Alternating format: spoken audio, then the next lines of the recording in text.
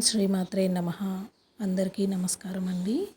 ఈ వారాహి నవరాత్రులు అంటే గుప్త నవరాత్రుల్లో పూజ చేయలేకపోయాము అని బాధపడేవారు ఎవరైనా సరే ఈ ఆఖరి రోజైన అమ్మవారికి ఎంతో ఇష్టమైనటువంటి ఈ ఒక్క మంత్రాన్ని జపించి చూడండి. ఆ తల్లి మీకు అఖండ ఐశ్వర్యాన్ని కలిగిస్తారనమాట.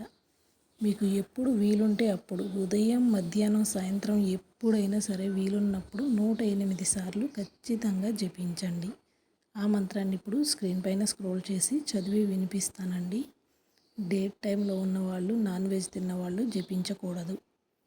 ఓం స్మృత్యై నమః. ఓం స్మృత్యై నమః. ఓం స్మృత్యై నమః.